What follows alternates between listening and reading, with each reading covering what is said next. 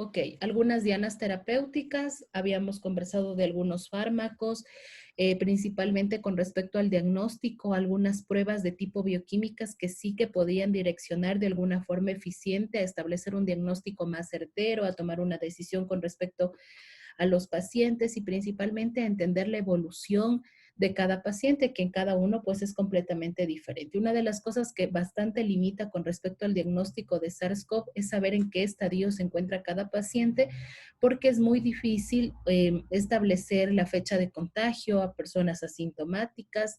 Y sobre todo porque sí que hay mucha gente que rompe la cuarentena o tiene contacto con otras personas y no sabe exactamente en qué momento se contagió y con quién. Entonces, probablemente utilizar estas pruebas de laboratorio que nos direccionen a intentar ubicar en un espacio temporal a ese paciente permitiría generar un diagnóstico más eficiente, tomar unas medidas con respecto a la terapia, con respecto a los medicamentos que se pudiesen establecer. Entonces, eso es importante. Ok, ya les había comentado algunos de los medicamentos que a nivel mundial han sido los primeros medicamentos que han generado posibilidad de ser utilizados con respecto a un virus, sobre todo por lo que se conoce, ¿ok? Ya se entiende qué medicamentos pudiesen servir, entonces molecularmente sabemos lo que necesitamos bloquear, en este caso la expresión descontrolada de las citocinas, esta tormenta de citocinas, entonces intentar evaluar medicamentos que sí que pudiesen favorecer en ese sentido, ¿ok? Esto ya lo habíamos conversado y ayer también hablamos un poco, sus compañeras nos comentaron algo de la vacunación. Doctora, por favor, ¿podría ampliar la imagen? Ya, sí, tiene razón. Ok. Habíamos conversado, sus compañeras el día de ayer nos habían contado un poco de las vacunas. Ahora mismo, pues es un reto para todos a nivel mundial, a nivel ciencia, poder establecer una vacuna frente al SARS-CoV. Sí, estamos como contratiempo y de hecho, a pesar de los tiempos que se deben establecer y cumplir para poder obtener una vacuna, ahora mismo se ha hecho algunas excepciones con respecto a que es una pandemia que está generando algunas muertes y entonces se han saltado algunos pasos con respecto a los tiempos. Se considera que ya para septiembre de este año la primera vacuna, que es un proyecto estadounidense, pudiese ya estar saliendo al mercado. De hecho, se encuentra ya en una fase 3. Ahora vamos a hablar de esto un poco cómo se refiere. A nivel inmunológico, las vacunas son una herramienta súper eficiente y ha permitido poder erradicar algunas enfermedades a nivel mundial, inclusive en nuestro país tenemos algunas enfermedades ya erradicadas. Nosotros sabemos la controversia que existe con el movimiento antivacunas y que ahora mismo hasta les sacaban muchos memes a ellos por lo que está pasando con el SARS-CoV. Y claro, es interesante escucharlos a ellos porque estas personas que tienen esa postura de no vacunarse, de que consideran que el sistema inmunológico tiene que hacerse fuerte y eficiente y que no necesitarían de nada externo porque están aletargando el sistema, es como la mentalidad que ellos tienen con respecto a la vacunación. Y claro, algunos de ellos no se enferman de los patógenos que se esperaría, pero no es porque su sistema inmunológico es un super sistema o están más desarrollados, sino que ocurre esto de la inmunidad de rebaño que habíamos conversado, que se comenta mucho también, que es el hecho de que si hay muchas personas a mi alrededor que ya están vacunadas y que han generado anticuerpos, no se van a enfermar. Y por lo tanto, si yo no estoy vacunada, no me llego a enfermar porque ellos no tienen la capacidad de contagiarme, más no porque mi sistema inmunológico sea súper desarrollado, sino que las personas vacunadas a mi alrededor generan una protección directa frente a una persona que no está vacunada. ¿Ok? Entonces, eso con respecto a las vacunas. Entendemos que las vacunas han sido identificadas hace mucho tiempo. La primera vacuna que se pudo sintetizar y sobre todo porque antes la hacían de una forma, digamos, lo que conocemos, intentar atenuar la parte de infectibilidad del virus, la parte potencialmente infecciosa y poder colocar en el organismo de un huésped tratando de engañarlo un poco, proporcionándole una información de lo que es un virus estructuralmente para que él gane memoria, intente estudiarlo, genere una respuesta inmunológica, pero que el virus no genere un proceso infeccioso frente a ese huésped. Hoy en día, sin embargo, las vacunas han trascendido un poco más y ya se realiza mucha ingeniería genética, donde hay una modificación directa de las vacunas, se las puede colocar dentro del lentivirus, dentro de plásmidos, o sea, es impresionante lo que se hace hoy en día con respecto a la vacunación. Cuando nosotros queremos poder y las empresas trabajan para poder sacar vacunas, nuestro país no es precisamente un ejemplo de poder sintetizar gran cantidad de vacunas. Algunas la hicieron en la época en donde todavía existía el Instituto de Higiene, el INSPI, no, no es el INSPI. ¿Cuál era el que sacó las vacunas, chicos? Háganme acuerdo. El Isquieta Pérez era, ¿verdad? Entonces, esto digamos como que un poco se retrocedió porque ya ahora mismo nuestro sistema de salud no genera este tipo de medicamentos para nuestra población. Entonces, siempre estamos extrayendo cosas de fuera. Por ejemplo, lo que hablaba yo, les contaba del virus del papiloma. O sea, nosotros nos ponemos vacunas, pero que no son nuestras, que son traídas del exterior y que probablemente no puedan conferir la resistencia que necesitaríamos, porque puede que nuestra población presente otra cepa para la cual no estamos siendo vacunados. Entonces, eso sí es mucho estudio a nivel de cada población y establecer qué es lo que necesita. Es lo que está pasando ahora un poco con el SARS-CoV y es lo que intentan hacer cada país, generar una secuenciación con respecto a las variantes circulantes de SARS-CoV en cada población y poder establecer si las vacunas comerciales van a generar protección o no. O sea, cuán eficiente sería, porque probablemente lo que ingrese al país puede ser que no cubra la gran cantidad de la población porque a lo mejor ya hubo una mutación, nuestra población se encuentra circulando otra variante y entonces no confiere la protección que requiere. Entonces eso es importante, se necesita mucha investigación, mucho estudio, ya estamos bastante lejos de eso. Pero bueno, para la obtención de las vacunas, chicos, se debe pasar por una serie de etapas. La primera de ellas es una etapa de exploración en donde la empresa encargada o la que va a encargarse de generar la vacuna necesita realizar una investigación básica, ¿sí? De todo lo que confiere al patógeno, a la enfermedad, y esto miren que dura aproximadamente de 2 a 4 años. O sea, tentativamente son tiempos bastante largos, ahora se han hecho en 1 o 2 meses. Y la idea de esto es que se puedan establecer antígenos naturales o sintéticos que podrían ayudar a prevenir o tratar una enfermedad. Entonces, en esta etapa de exploración se prevé las posibles soluciones con respecto a la vacuna. O sea, me puede ayudar en este sentido, si bloqueo este antígeno, lo que veíamos ahora con lo que les mostraba, si obstaculizo el receptor AC2, pues probablemente el virus no puede ingresar y así se va estableciendo cuáles son los targets o los sitios ideales para poder generar un control. ¿Ok? Luego de la etapa de exploración, cuando ya ha transcurrido toda la información, se ha recabado todo con respecto a la enfermedad, al patógeno, a los posibles sitios de diseño de vacunas, se puede establecer la etapa preclínica. ¿Sí? En esta etapa se utilizan ya modelos de cultivos de tejidos o cultivos de células e inclusive modelos biológicos a través de prueba en animales, como ratones, monos, con la idea de evaluar la seguridad de la vacuna candidata, su capacidad inmunógena, la capacidad de provocar respuesta inmunológica, que es también importante, no solo que no haga algún efecto a un individuo, sino que de verdad tenga una capacidad protectora, lo que yo les comentaba. O sea, es importante que el linfocito que sale, el linfocito T que sale de el timo tenga la capacidad tanto de generar tolerancia, pero también gane competencia, gane función. Lo mismo tiene que pasar en estas vacunas que son diseñadas in vitro, ¿sí? Estos estudios les dan una idea a los investigadores sobre las respuestas celulares que se podría esperar en los humanos, ¿ok? Se utiliza, como les había dicho, animales, se utiliza cultivos de células y se intenta evaluar qué respuestas esperaríamos encontrar con la inoculación de una vacuna de esta naturaleza o la que se está estudiando.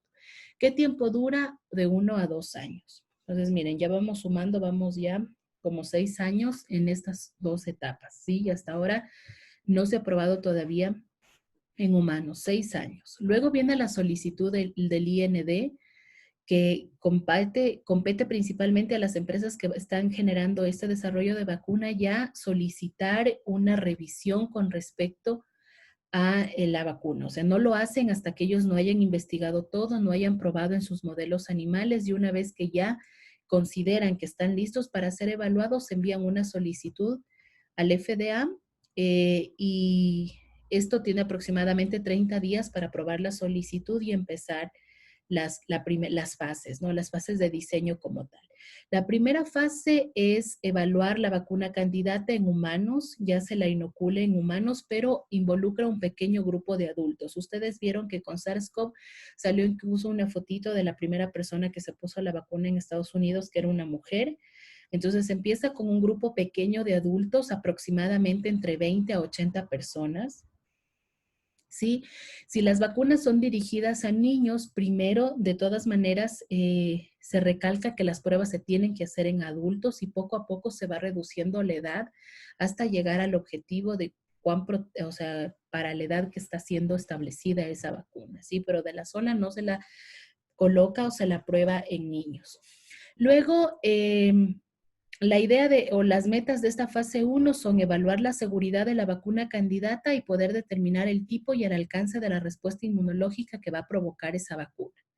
Si es que la fase 1 es prometedora, es una fase eficiente, se avanza a la siguiente etapa. Entonces, con respecto a SARS-CoV, ya pasaron la mayoría de los proyectos, o los 5 o 7 que son, porque hay muchos, pero los que están más adelantados ya han pasado de la fase 1. ¿Sí?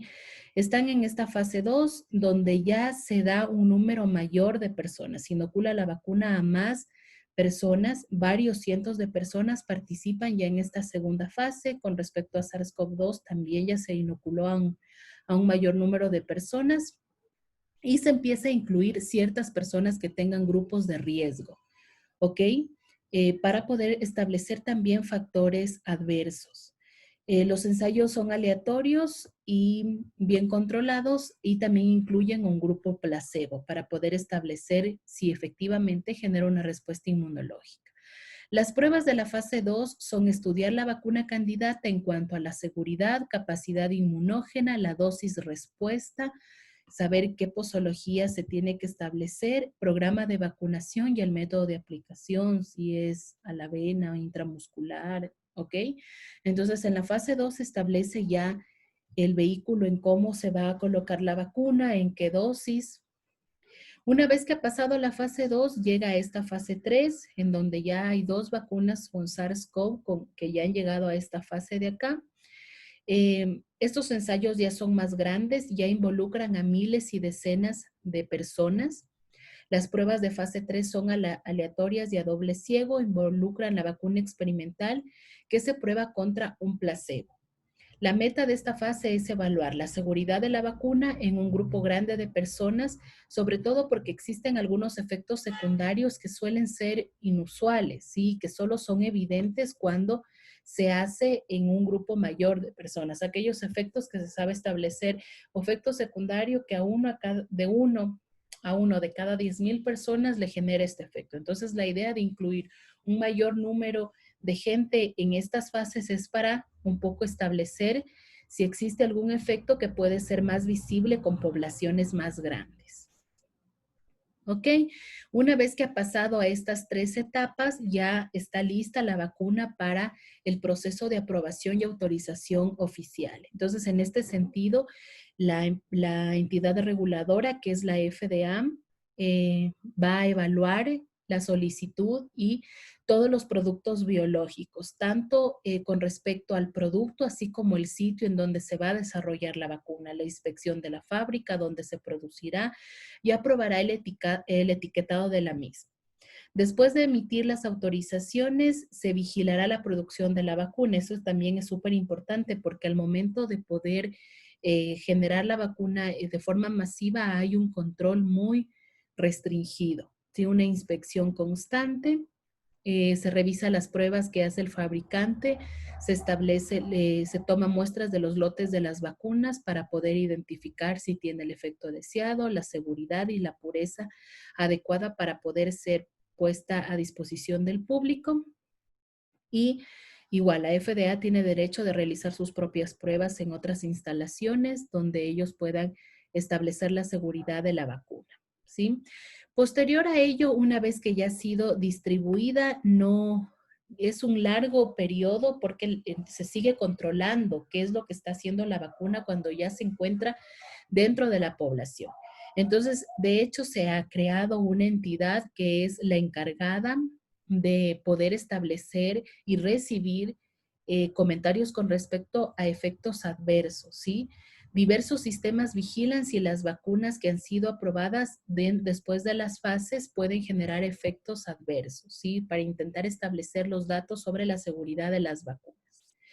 Las vacunas candidatas que tienen éxito en la fase 2 y que han avanzado a la fase de ensayos clínicos pueden también generar algunos estudios adicionales. Si el fabricante, a pesar de que ya tenga la vacuna en el mercado, pudiese seguir estableciendo otras pruebas y la mayoría de las empresas lo hacen para intentar mejorar las vacunas que han sacado y continúan viendo su capacidad de dosis respuesta a lo largo del tiempo, si genera algún efecto secundario. Entonces, estas vacunas, a pesar de que han salido al mercado, o sea, continúan en investigación en cada uno de los sitios donde se las fabrica. Entonces, estamos hablando de aproximadamente unos 15, de 10 a 15 años, que sería como el tiempo que tomaría poder realizar una vacuna con la seguridad necesaria para poder ponerla a disposición, ¿sí? Y en ese sentido, se puede ver que ahora mismo estamos haciendo cosas súper rápidas por la necesidad que está enfrentando. Lo que les decía, este es el sistema VAERS, que es la institución que se ha creado para poder establecer si existe algún efecto adverso con respecto a las vacunas, si estos reciben información de parientes, vecinos, amigos o las propias personas que se han puesto la vacuna sobre si ellos observan un efecto adverso de la persona que se ha inyectado, ¿ok? La idea es evaluar la seguridad y que todo fluya perfectamente con las vacunas. Lo que les comentaba es eso, ¿no? La idea de poder establecer estas características súper controladas permite que se puedan generar protocolos rápidos, eficientes y seguros sobre todo. Ahora mismo esto está pasando súper rápido por la emergencia que tenemos y en eso les quería contar un poco de las vacunas que ya hay con respecto al SARS-CoV. Sí, hay algunos proyectos, muchos en realidad a nivel mundial, pero de esos existen 7 que son los más eficientes, los que empezaron más pronto y están en fase 3.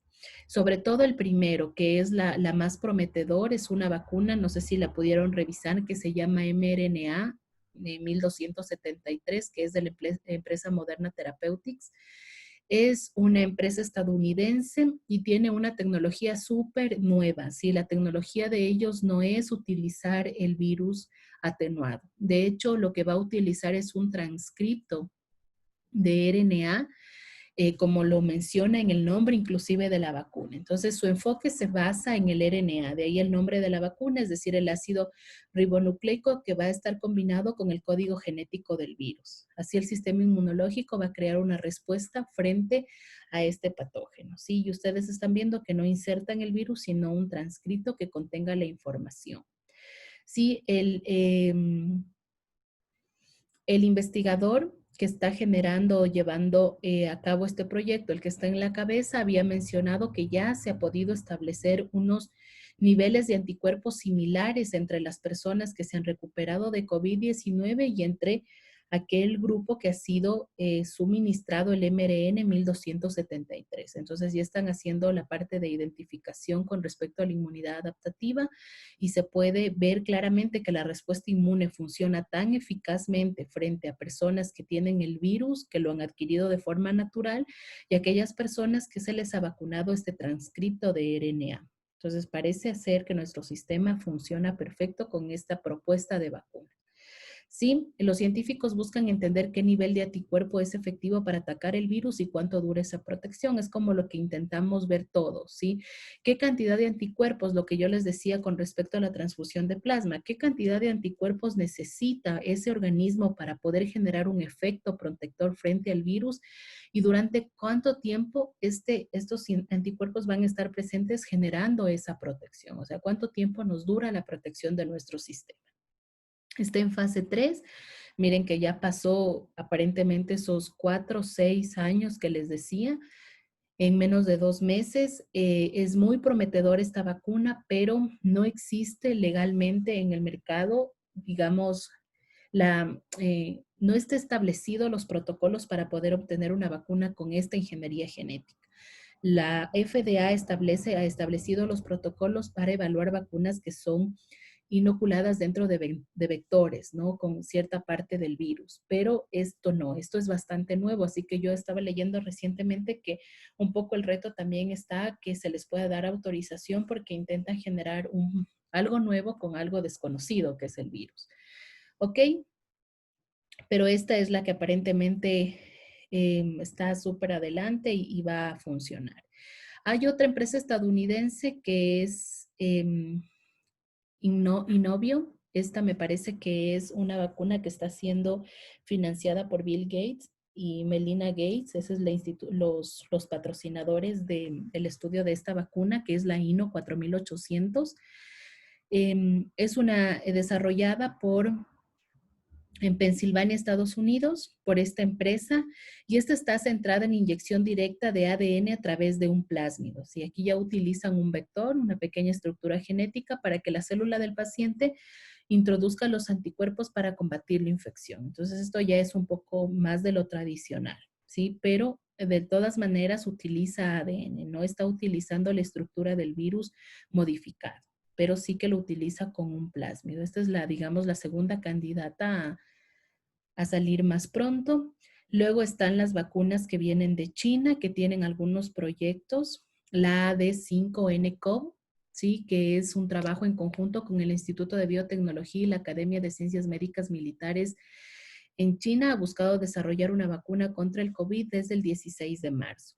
La posible cura utilizaría un no replicante de adenovirus, ¿sí? El vector, que sería un no replicante de adenovirus. Este vector transportaría el gen spike de la proteína S, que es la forma tradicional, y buscaría provocar una respuesta inmune para combatir la infección. ¿Sí? Entonces, igual, de la misma manera va a utilizar un transcripto de la proteína spike, que vemos que es característica, y podría generar una respuesta. ¿Ok?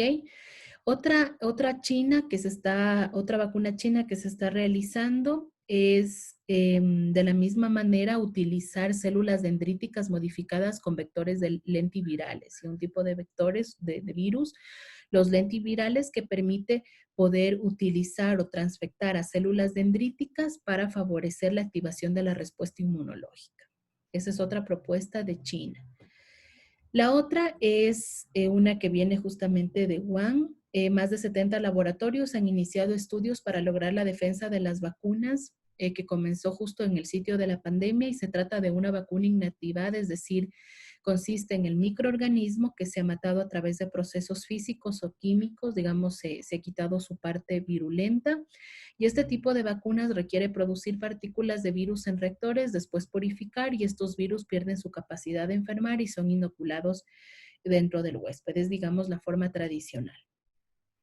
Otra que está desarrollando el Reino Unido es, incluso ellos piensan que para septiembre ya la tendrían listo.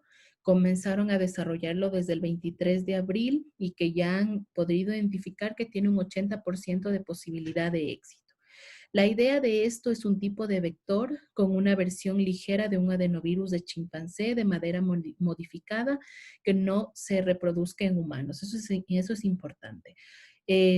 Es muy similar, lo mencionaba, que lo habían trabajado ya con el MERS, el coronavirus, el MERS, entonces creen que puede ser bastante fácil de poderlo incorporar al SARS-CoV por la familiaridad que tienen estos microorganismos. ¿Ok? Entonces, era lo que les quería contar un poco de las vacunas. No sé si ustedes habían revisado algo más. Por favor, abran sus micrófonos. ¿Qué opinión tienen con respecto a las vacunas? ¿Quedó todo claro? ¿Cuál les parece a ustedes más eficiente? Cuéntenme.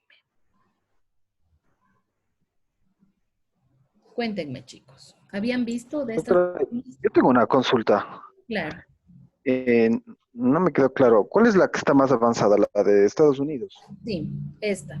Están La en Estados Unidos, la primera. la primera, la que utiliza esta nueva tecnología, ¿sí?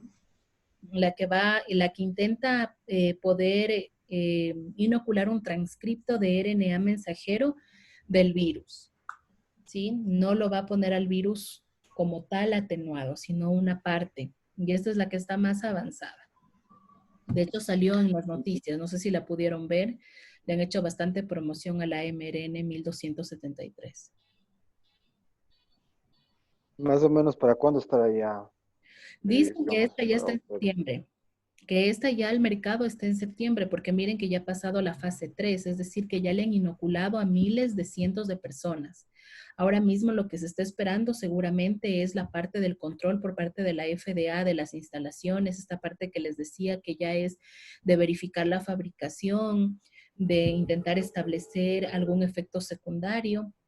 Y entonces yo creo que esto para septiembre ya está, pero allá. Ahora imagínense cuando nos querrán compartir su vacuna aquí en el país.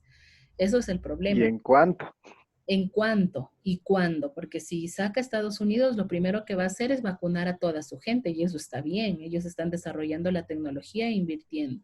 Quizá por cómo nos encontramos ahora mismo como país, que estamos súper vulnerables y la pandemia y demás, a lo mejor nos consideren y nos quieran ayudar. Pero ¿cuánto costará la vacuna? Seguramente, y yo creo que en un año, a más tardar en 2, se pondrá la vacuna contra el COVID obligatorio, así como son las vacunas de la niñez. O sea, ya nos obligarán a todos a ir a ponernos la vacuna como para la influenza, que claro, no es obligatorio, pero esta yo creo que sí. Verán que sí, seguro. Doki, Yo, disculpe, yo tengo una... Ay, disculpe. perdón. Quería hacer una consulta. Por ejemplo, la vacuna mRNA está en fase 3 y yo había escuchado que ahora por la emergencia quizás las fases se ven un poco reducidas en el tiempo. O sea, Mucho, es como que lo hacen más rápido sí, de la normalidad. sí, mucho. Entonces, refiriéndonos a eso, digamos, si antes en fase 3, cuando se fabricaba una vacuna, qué sé yo, lo ponían o hacían la prueba, por un ejemplo, en 5,000 pacientes. Ujú. Ahora, ¿igual ocupan esa cantidad de pacientes o son menos igual? No, O sea, toda la fase se reduce. Es ocupan como que, ocupan la misma cantidad de pacientes. Lo que se disminuye es el tiempo. Por ejemplo, la primera fase, que era de 4 años de investigación, ahora lo hicieron ajá, seguramente en una semana.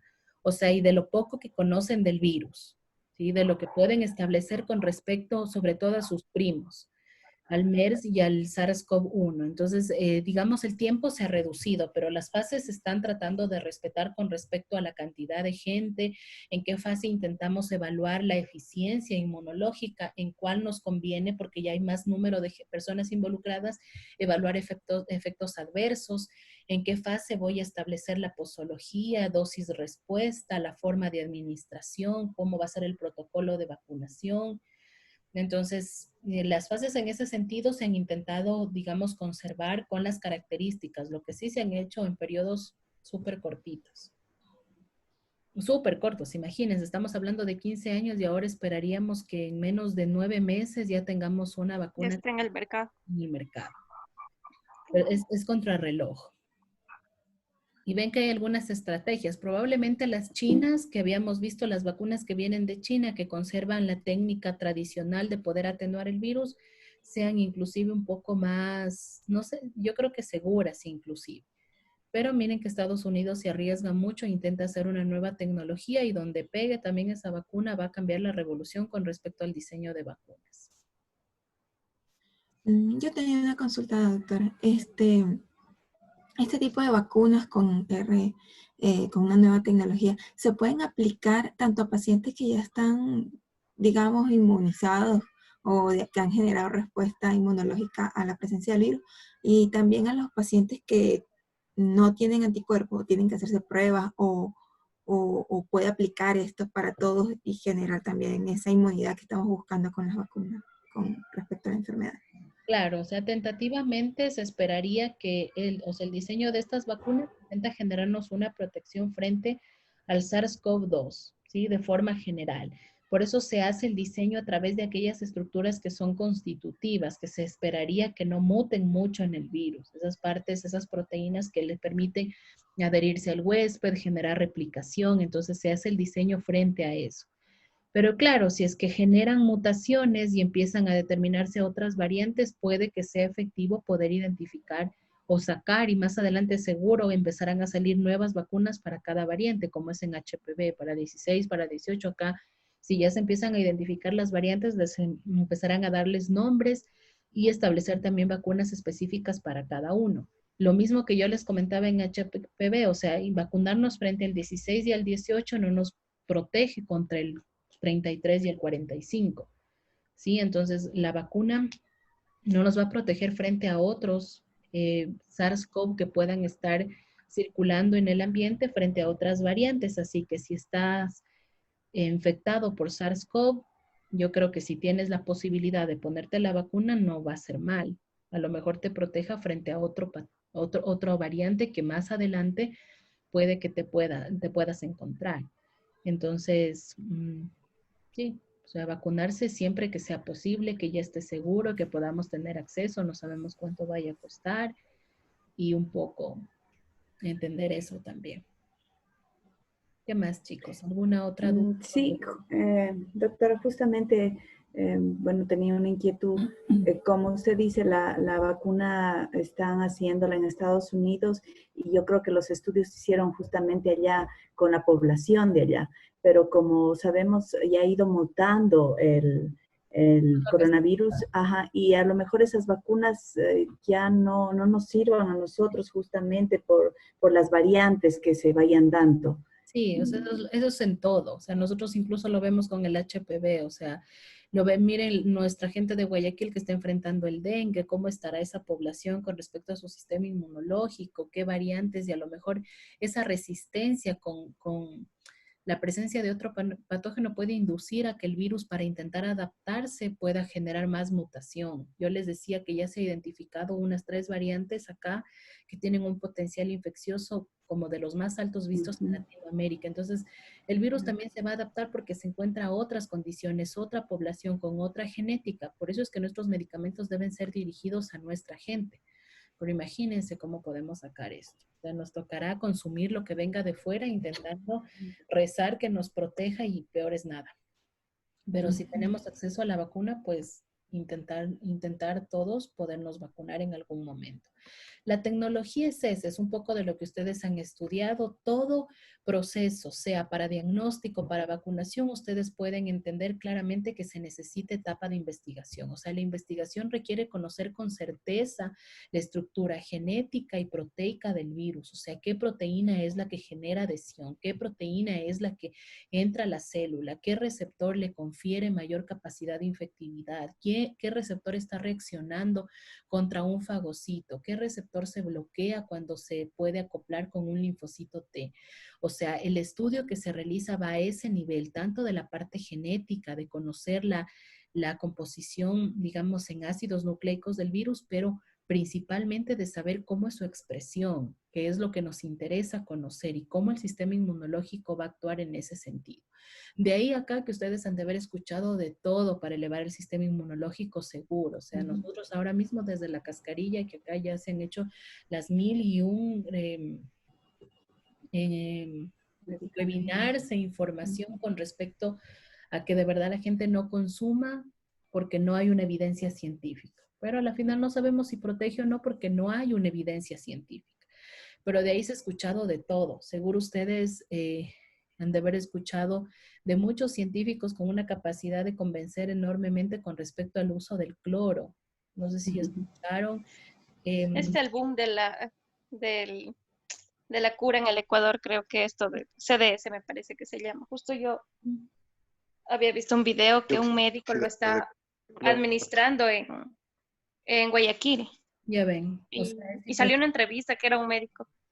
Ya. un médico que trabaja en el Ministerio de Salud y él asegura que es tomándose las gotas de este CDS, los pacientes, todos los pacientes se han curado. O sea, es algo que le aseguran a la gente y que en realidad le tienen un poder de convencimiento y le aseguran totalmente a la gente que se va a curar. Pero o sea, si el presidente de Estados Unidos recomienda el uso de desinfectante, o sea, el presidente de una nación tan importante, va a haber gente que obviamente lo sigue y le cree, o sea, me está mi presidente diciéndome que consuma desinfectante. Entonces es impresionante y nosotros relativamente que conocemos algo nos impresiona, pero hay gente que en realidad sí llega a creer esas cosas y llega a consumir. Yo creo que ya ahora con un poco el paso de los meses ha bajado un poco la tensión con respecto a eso. La gente se está un poco relajando también, cosa que no está bien, pero hay que entender también la parte económica, o sea, es muy difícil. Pero luego sí hubo, yo creo que un mes atrás, una tensión increíble que la gente le decían consume esto y consumía, de verdad. Yo tengo un conocido, el abuelito de un compañero mío, que había escuchado en las noticias que es importante hacerse gárgaras con agua de caliente, pero así caliente para supuestamente matar al virus con agua de bicarbonato y limón, me parece, que eso también ha sido súper común. Y esta pobre señor fue a parar al hospital porque se había generado o sea, se había quemado toda esta parte por lo fuerte, o sea, el calor del agua. Pero él con el afán de curarse, o sea, la gente hace cosas que son increíbles. Eh, pero está bien, o sea, de cierta manera también se comprende el desconocimiento. Ahora mismo no enfrentamos solo a una pandemia con respecto al virus, sino que estamos enfrentando noticias, o sea, la información es impresionante, todas las cosas que se llegan a compartir. Entonces, gente se desinforma, gente empieza a consumir este tipo de cosas y muchas veces son contraproducentes. Yo porque me han llamado inclusive personas a mí, mira, y si tomo vitamina y luego la vitamina C la quieren consumir.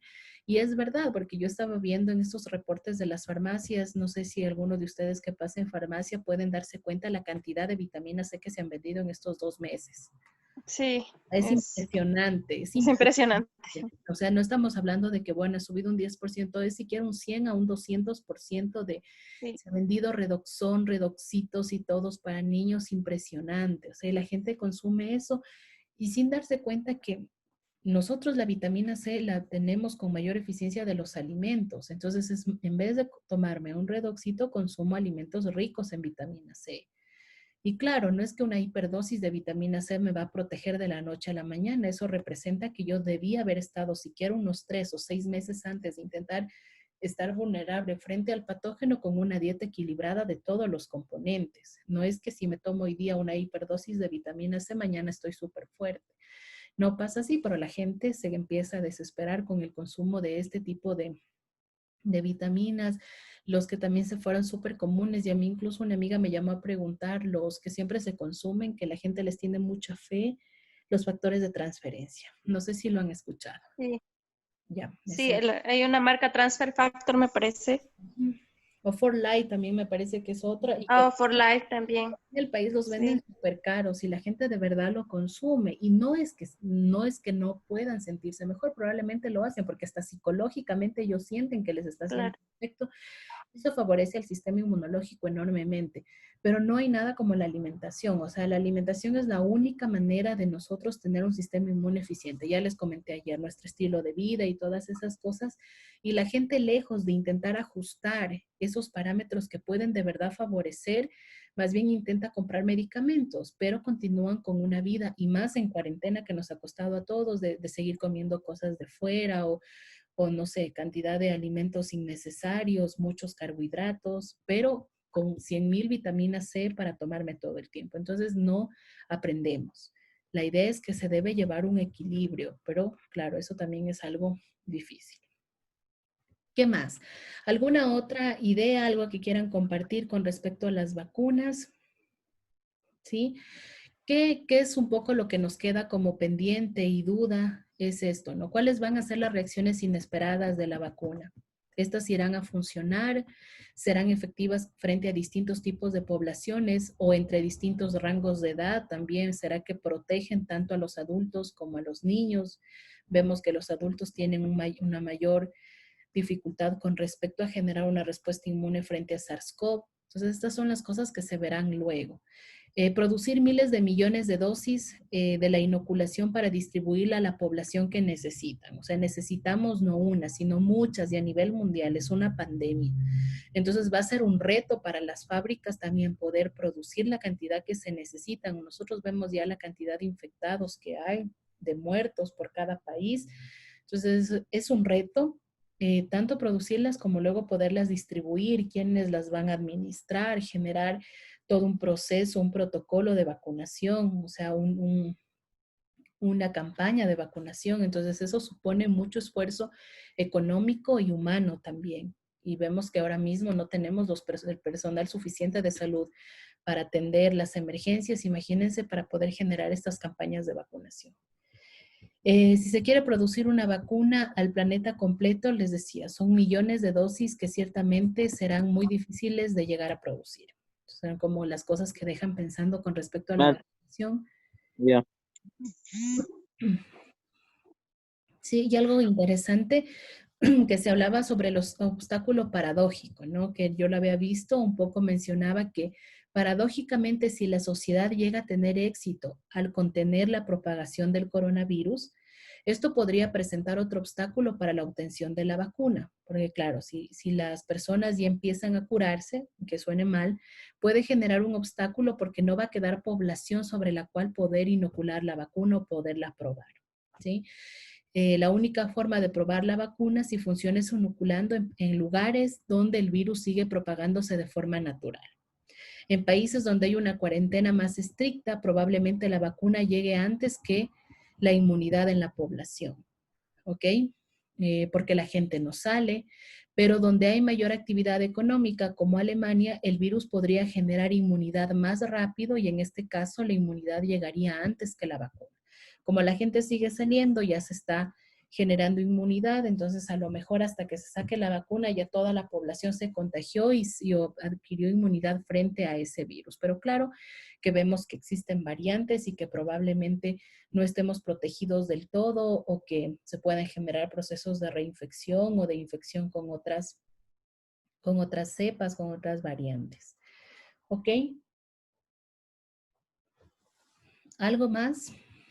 ¿Algo que quieran conversar con respecto a esto?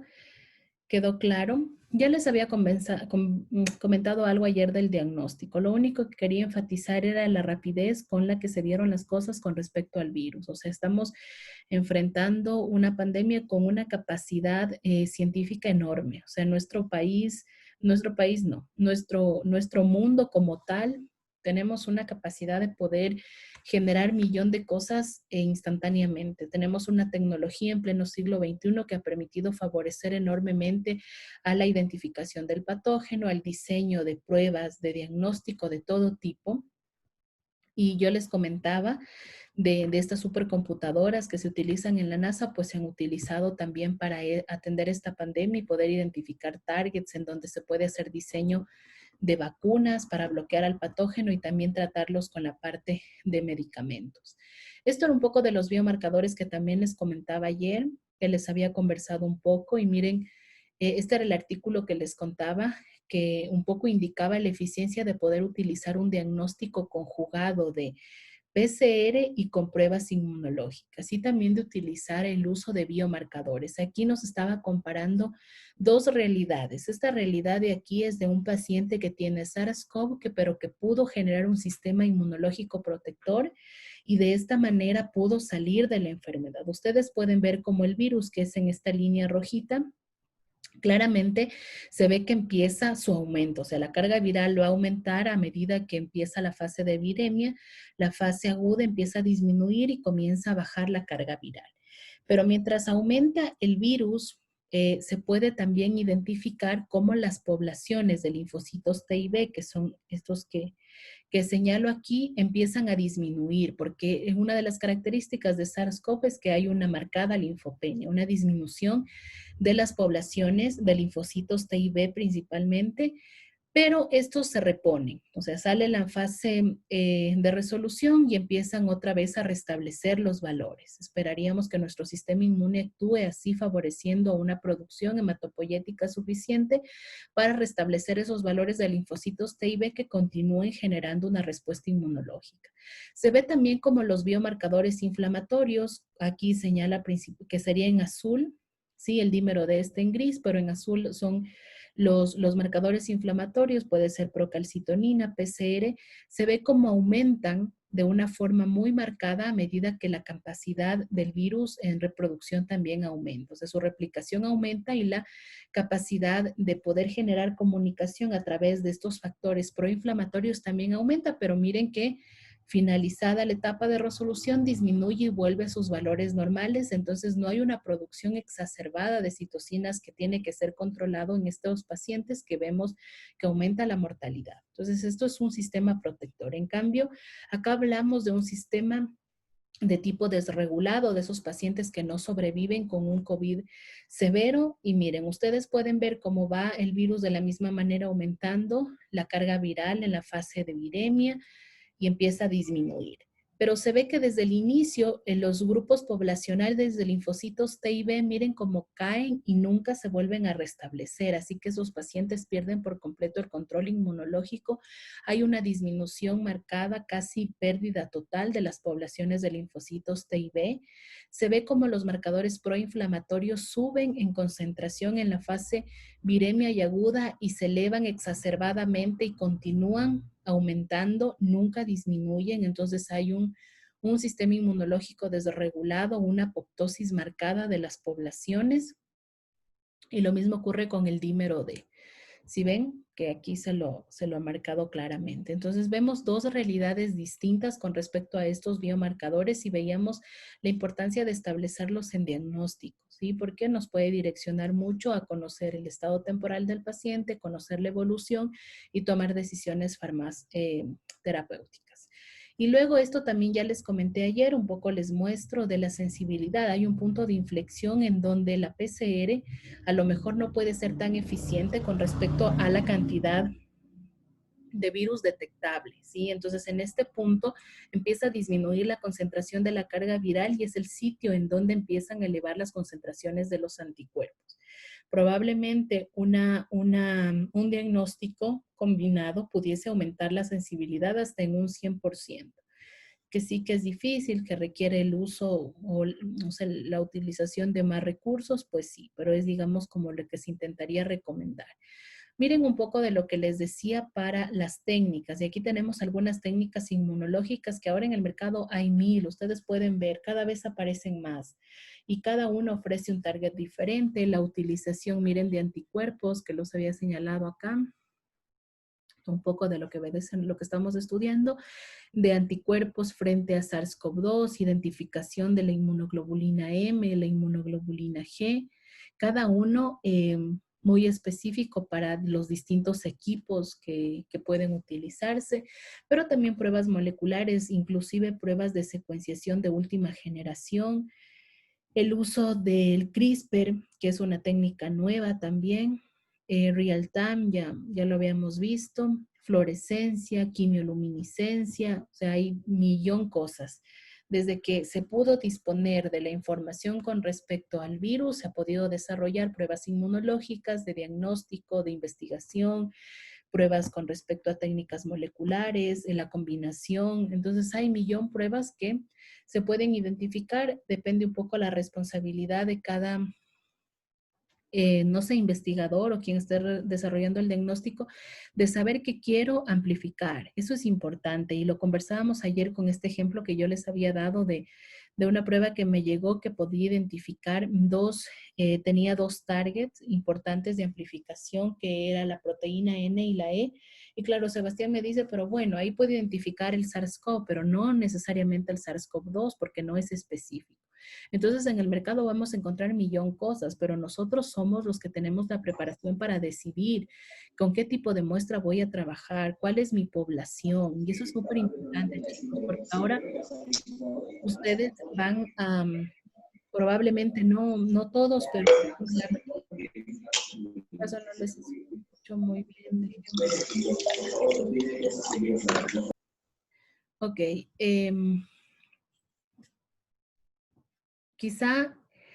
Quizá más adelante o en algún momento les toque y a medida que van pasando los meses también a lo mejor se generan otros sitios en donde se pueda hacer diagnóstico y si algún momento ustedes están al frente porque lo tienen la capacidad de hacer, nada, tomar esas decisiones, o sea, qué quiero amplificar frente a qué población, qué muestra voy a ocupar, qué instrumento necesito.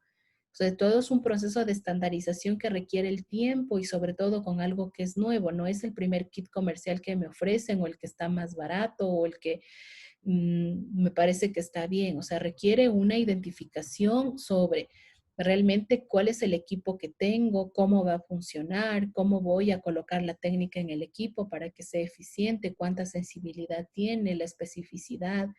¿Sí? ¿Qué cosas adicionales necesito para poder establecer una prueba? Entonces, eso es importante evaluarlo.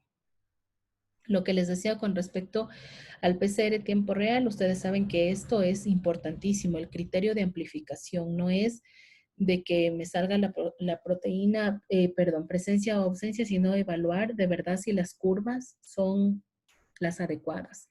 Y eso en PCR tiempo real es importantísimo. Entonces, un poco del CRISPR y ya. Eso les quería contar. Dudas, cuéntenme. Preguntas, comentarios, los escucho. Chicos.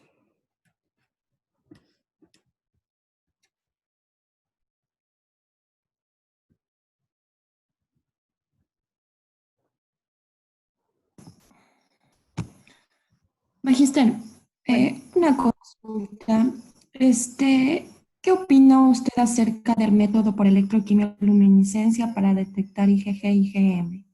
¿Qué le parece? ¿Confiable? ¿No? Sí, claro, electroquimioluminiscencia tiene una muy buena sensibilidad para identificación de anticuerpos y sé que en el sector público lo están utilizando con mucha eficiencia. Si van a poner una inmunocromatografía, 1000 veces una quimioluminiscencia. Si está con todos los instrumentos necesarios para poderlo identificar, para mí mucho mejor. Mucho mejor. Ya. Y ahora mismo en el mercado se ve la cantidad de kits, ¿no? De inmunocromatografía que se utilizan, pero impresionantes. O sea, es que es increíble. La gente, les juro, ya vimos dos notificaciones que han sacado del mercado, dos que no tienen registro sanitario, y todo el mundo está vendiendo pruebas contra el COVID. Todo el mundo, les juro. Yo escucho muchas personas y puede que algunos lo hagan bien, o sea, tienen el conocimiento, pero también la gente piensa que es de distribuir como si estuviéramos repartiendo un cromo. O sea, no es tan fácil porque estamos estableciendo un diagnóstico. Puede llegar una prueba a alguien que de verdad se la hace como las pruebas de embarazo y dice no tengo y en realidad ni siquiera puede hacerlo bien porque todo esto necesita una instrucción. No es tan fácil y ahora mismo en el mercado vemos millón pruebas de inmunocromatografía y eso lejos de estar direccionando un buen diagnóstico, más bien está complicando la situación porque la gente se confía, no tengo, encima no tengo síntomas, entonces puedo salir tranquilamente. Y lo que pasa es que se está haciendo un negociado de algo que de verdad se debería tomar con la seriedad del caso en todos los sentidos. ¿Qué más? Magister, ayer justamente nos llega una paciente y no sé, me quedé con la duda porque en realidad no supe si misma estará contagiada con COVID o sería un dengue. La paciente llega en la mañana, 5 de la mañana, con unas plaquetas de 65,000. Posteriormente a esto, ella ha llegado porque ha pedido el alta voluntaria. Se hace este examen y se va a la casa, no presenta sus resultados ni nada. Entonces después llega a 5 de la tarde, de nuevo a hacerse atender, ahí sí, por emergencia. Sus plaquetas han bajado totalmente a una cantidad de 30,000 plaquetas. Sus leucocitos han bajado. Se le hace una prueba rápida de dengue, sale positivo. Pero previamente, cuando estuvo hospitalizada, se le hizo COVID, sale negativo el día anterior. Y se le hace el siguiente día y sale positivo IgM. Entonces no supe qué mismo es lo que, si fue un dengue o fue un COVID o fue una mezcla o qué es lo que estaría sucediendo con lo que esa está paciente. pasando, les juro, en todo momento. Yo tengo millón casos de pruebas que me llaman y me salió positivo. Al otro día me salió negativo. Desapareció el gen. Yo porque yo veo los resultados y de verdad es que no entiendo qué está pasando. ¿Qué creen ustedes de lo que cuenta Karina? ¿Qué creen que pasó? Y que de un día sale negativo y al otro ya tiene IgM. O sea, ¿puede ser explosivo esa respuesta inmunológica? Sí, tal vez una reacción cruzada será, si en el caso del paciente que tiene el dengue, será a lo mejor una reacción cruzada que... Eso es lo más lógico en realidad. Eso es lo sí. más lógico porque, claro, o sea, si tiene dengue le va a salir positivo y a lo mejor es una reacción cruzada. No hay mucha sensibilidad, principalmente especificidad con pruebas de inmunocromatografía. Y eso es lo que pasa. Claro, porque se observó en sus resultados en los que se hizo transaminasas elevadas, pero como digo, leucocitos bajaron a 3.000 y las plaquetas descendieron totalmente a 30.000. Y según tenía entendido que en COVID me habían manifestado en otros laboratorios que los leucocitos suben, PCR sube y plaquetas igual suben, pero no sé. Bueno, es que depende del ¿no? sistema inmunológico, pero de forma general estamos hablando, o sea, depende en realidad del estadio del paciente y de cómo está funcionando el sistema inmune. Sí, en pacientes que tienen un sistema inmunológico protector, en primera instancia, pues si se hace una prueba de biometría, se va a observar un aumento, depende del estadio del paciente, de los linfocitos porque están activos con respecto al proceso inflamatorio. Pero luego, a medida que aumenta la enfermedad y hay una producción de las citocinas de forma exacerbada, pues empieza la apoptosis y hay una linfopenia. Pero es que depende de cada individuo. La parte clínica es súper importante porque ahora no establecemos, no podemos decir en este patógeno esto y esto se sube porque es nuevo, porque está mostrando distinta forma de manifestación dependiendo de cada paciente. Como usted dice, estamos enfrentando el dengue, o sea, encima más eso es una locura. ¿Ok? Gracias. Algo más. ¿No tienen ningún otro comentario? Continuamos con algo que les quería mostrar de las moléculas de adhesión.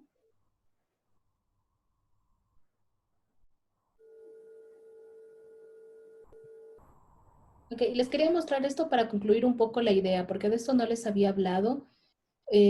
Con esto concluimos la idea y conversamos sobre inmunodeficiencias. El tiempo en realidad nos queda súper cortito con respecto a lo que es importante conversarlo y qué pena que no pudimos hacer casi nada en laboratorio, pero mañana les quiero mostrar algo interesante de las vacunas y de la obtención de anticuerpos a partir de modelos biológicos. Entonces, lo que les quería contar un poco y ahora mismo como intentando establecer con el SARS-CoV es importante entender, chicos, que nosotros tenemos una maquinaria completa, súper bien equipada, tanto de forma celular, molecular, nuestros tejidos, nuestros órganos actúan coordinadamente para generar una respuesta inmunológica y esto ocurre todo el tiempo y está ocurriendo eficientemente contra todos los patógenos y la especie humana ha podido sobrevivir millones y millones de años gracias a esta posibilidad de activar una respuesta inmune y adaptarse al patógeno que ingresa a nuestro sistema y ahora mismo vemos que eso ocurre.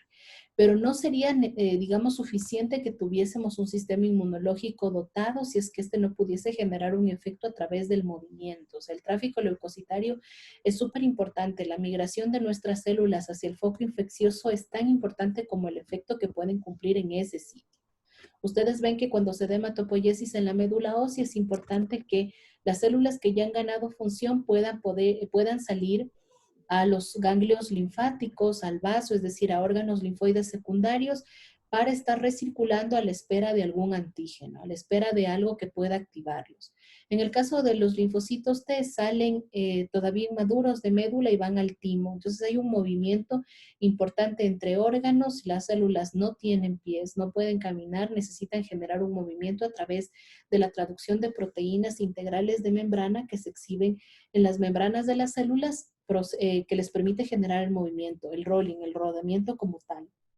Entonces, nuestra maquinaria molecular es importante, celular importante, pero la forma en cómo éstas se pueden mover y diseminar y recircular por todo nuestro sistema asegura que estemos protegidos frente a distintas vías que pueden ser sitios de ingreso para microorganismos extraños. Entonces, lo que les quería contar, porque probablemente esto sí que les sirva a futuro, es un poco la forma en cómo estas se mueven a través de la síntesis de una serie de proteínas que les permiten trasladarse de un sitio a otro. Tenemos 4 proteínas principales que se sintetizan en las células blanco que van a moverse. Ellas son las selectinas, las integrinas, las proteínas de la superfamilia de las inmunoglobulinas y las diriginas vasculares. Estas proteínas lo que hacen es iniciar la adhesión del leucocito con el endotelio, es decir, se sintetizan para favorecer a que el leucocito que va a migrar pueda unirse con alta especificidad al endotelio y poder generar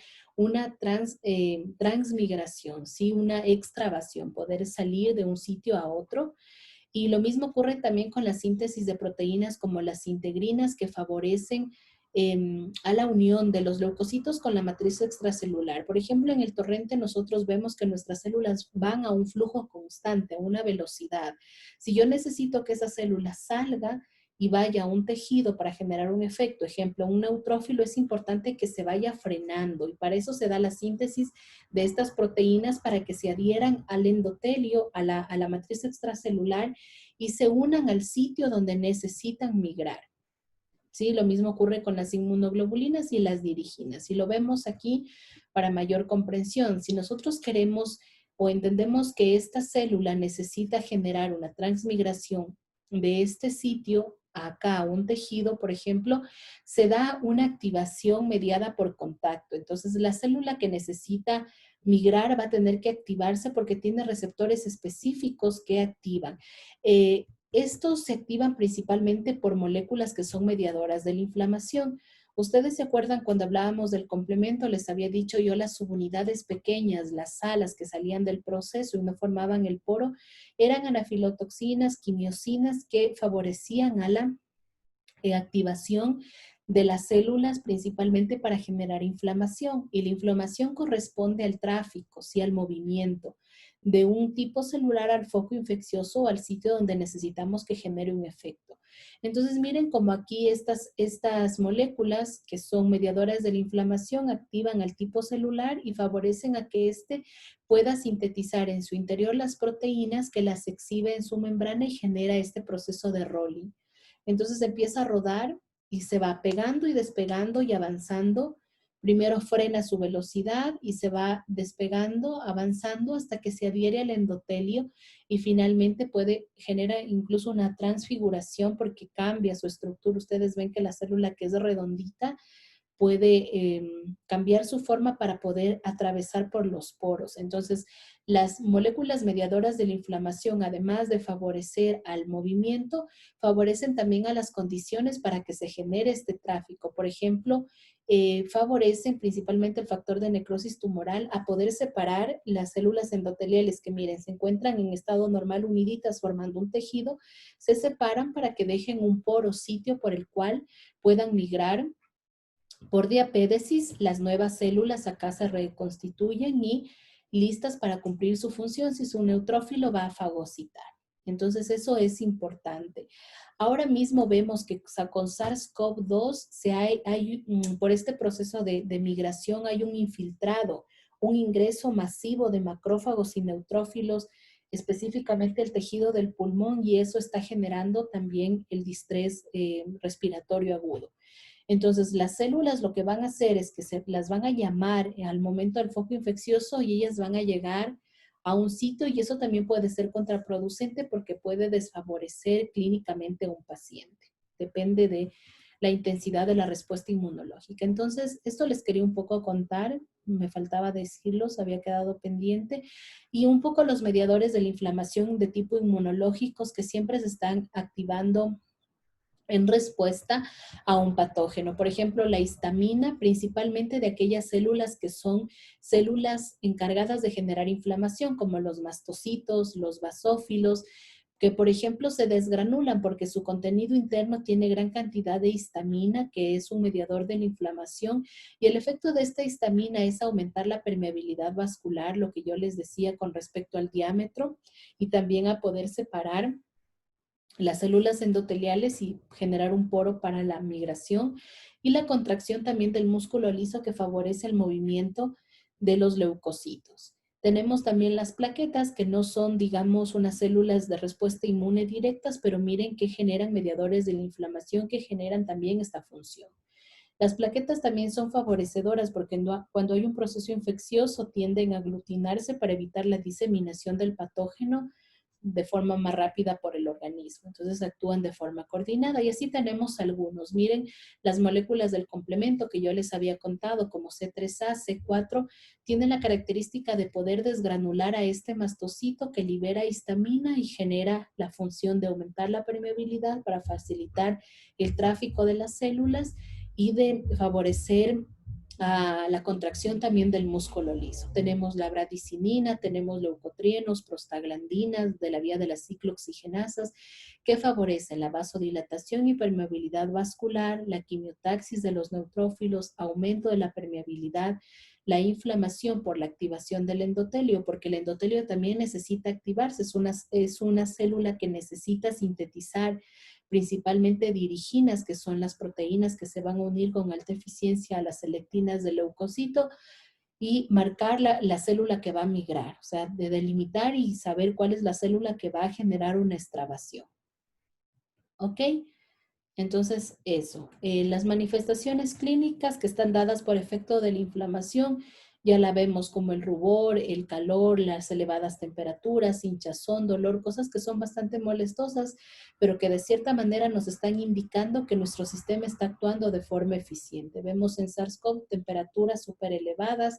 En los niños, siempre los pequeños cuando se están enfermando, como tienen un sistema inmune que desconoce muchos patógenos porque están en edades tempranas de la vida. Los que tenemos hijos recordaremos, y nosotros los que tenemos buena memoria, cómo de pequeños nos enfermábamos todo el tiempo y nos daban unas temperaturas terribles, incontrolables, pues va por aquí, ¿sí? Porque nuestro sistema inmune está actuando de forma eficiente. ¿Dudas y preguntas con esto? ¿No? Ok, y este era un pequeño resumen que les quería finalizar con respecto a que quede entendido, que quede claro que nuestro sistema inmunológico va a actuar de manera diferente dependiendo de qué patógeno esté protegiéndose. Si es con un virus, pues esperaríamos que las células que actúen de forma eficiente sean los linfocitos T citotóxicos y los linfocitos NK, unos de inmunidad adaptativa y otras de inmunidad innata. ¿Sí? Es importante también establecer que las inmunoglobulinas están todo el tiempo generando una activación eficiente de la respuesta y modulando y siendo estas moléculas adaptadoras que estimulan a la respuesta inmunológica. En el caso de los anticuerpos se puede ver cómo ellos pueden reconocer a células que están siendo infectadas por el virus, porque las células infectadas por virus tienden a sintetizar principalmente interferones, ya les había comentado ayer, y esto permite reportar la presencia de un virus en su interior. Estos son reconocidos por inmunoglobulinas y la inmunoglobulina se acopla con un linfocito NK porque tienen receptores para la región constante de la inmunoglobulina y favorece la lisis porque internamente la transducción de señales permitirá que este linfocito NK sintetice perforinas, granenzimas y moléculas que estimulen apoptosis. Entonces van a ir sobre la célula infectada y la célula infectada muere. ¿Ok? Ocurre también lo mismo para poder activar la vía del complemento. La vía clásica, que es dependiente de una inmunoglobulina, se puede activar a través de los anticuerpos y entonces esta célula también pudiese morir por la formación del MAC, de un poro que va a ingresar sustancias y va a hacer que la célula infectada explote. Los anticuerpos también pueden opsonizar a copias virales del virus antes de que ingrese a la célula del huésped o aquellos viriones que ya se formaron por la maquinaria del huésped y que son expulsados por endocitosis con el objetivo de intentar atacar a otras células. Los fagocitos también pudiesen bloquear esta acción y lo hacen eficientemente para facilitar, por ejemplo, la fagocitosis de ellos y la eliminación y la lisis. ¿ok? Cuando hablamos de tipos virales. Cuando hablamos de bacterias, chicos, esto también era interesante que les quería contar. Cuando hablamos de virus, nosotros vimos, y yo les había contado, que la forma de presentar los péptidos o su presencia dentro de la célula del huésped estaba dada a través de moléculas de histocompatibilidad de clase 1, que eran, claro, moléculas que permiten presentar péptidos del citosol. La mayoría de los virus, y ahora con SARS-CoV no sabemos qué es lo que está haciendo aún, pero la mayoría de los microorganismos van a intentar evadir la respuesta inmunológica. Ninguno de ellos llega listo para que lo maten y se entrega a morir, para nada. Ellos generan también una forma de evasión de respuesta inmune porque son microorganismos, entidades vivas que quieren sobrevivir. Esa es la premisa de todos. Entonces, principalmente los adenovirus tienen la característica de bloquear la formación de las moléculas de histocompatibilidad. Yo les había pasado un artículo, pero ese es del micobacterio, no olviden. Pero los adenovirus bloquean la síntesis y por lo tanto no se ensamblan las moléculas de histocompatibilidad, y si no hay un ensamble de las moléculas, pues no va a haber el vehículo para presentar. Tienden también los herpes virus a sintetizar péptidos que bloquean a las TAP, estas proteínas transmembrana, estas proteínas transportadoras que permiten el ingreso de los péptidos hacia el interior del retículo endoplasmático para que sean cargados en las moléculas. Si esto no existe, ningún péptido va a poder entrar acá y por lo tanto no se reporta la presencia del virus. Es la manera de evadir la respuesta y que ellos puedan estar más tiempo para ganar la posibilidad de formar sus viriones e infectar con mucha potencia al huésped. Otros virus también tienen la característica de una vez que han expuesto a las moléculas de histocompatibilidad, las regresan. Les inducen a internalizarse para que no puedan exponer su presencia, porque la idea es que esto cuente que está sucediendo en el interior y a través de eso se pueda matar a la célula infectada, y ellos lo que intentan es que no los eliminen. ¿Ok? Cuando hablábamos de bacterias era distinto a la respuesta inmunológica porque estábamos hablando de microorganismos extracelulares y que son principalmente fagocitados. O sea, los tipos que están fuera de la célula, la respuesta inmunológica de tipo innata, que son la fagocitosis, es súper eficiente. ¿Sí? Entonces, aquellos fagocitos van a tener la característica de matar al microorganismo, engullirlo, estallido respiratorio, presentación, y principalmente esta presentación al linfocito T helper, que tiene la característica de activar a los linfocitos B para producir anticuerpos con la especificidad necesaria frente al patógeno que fue fagocitado. Entonces, en fagocitosis vemos que intervienen otros tipos celulares de otra forma, con otro objetivo y una inmunidad de tipo humoral más marcada, pero la idea es poder tener memoria inmunológica. De la misma forma, existe evasión de la respuesta inmunológica por parte de las bacterias. En el caso del Mycobacterium, es el artículo que yo les había pasado, vemos que estos lo que intentan es evitar la fusión del fagosoma con el fagolisosoma. Entonces, si no hay una fusión, no hay la cárcel o el sitio en donde el patógeno va a ser eliminado. Algunas bacterias también tienen la característica de bloquear la acción del lisosoma, ¿sí? La acción natural que tiene de ser microbicida. Recuerden que el lisosoma es la organela en donde se da digamos, la lisis de todos los desperdicios de la célula. Entonces, la característica de poder tener pH bajo, sustancias microbicidas, algunos intentan bloquear esta acción. Y otros también lo que hacen, en el caso del Mycobacterium leprae, lo que hace es meterse como en una capsulita. Hace la síntesis de muchas proteínas que redoblan su membrana bacteriana y por lo tanto evitan que los componentes del lisosoma, que ya tienen característica microbicida, los pueda atacar. ¿Sí? Otros también lo que suelen hacer en el caso de la listeria es poder escapar. Se escapan del fagosoma para evitar ser lisados. Y en el caso de la brucela, evita la traducción de las moléculas de histocompatibilidad y por lo tanto tampoco pueden presentar parte de ellos. ¿Ok? Cuando hablamos de una respuesta inmunológica por parásitos, entonces ya vimos con virus, bacterias, cómo se pudiese darle evasión. Y cuando hablamos de una respuesta inmunológica de tipo asociada a parásitos, por ejemplo, es distinto, porque nosotros estamos hablando de aquellas estructuras que son más grandes, que no van a ingresar a la célula del huésped, pero que tampoco pueden ser fagocitados eficientemente o de forma directa porque son más grandes que nuestras células, imposible que las puedan engullir. Entonces, en patógenos de gran tamaño, de tipo parasitario, por ejemplo, se utiliza una respuesta inmunológica tipo T-helper-2, que la idea sería principalmente la síntesis o producción de anticuerpos.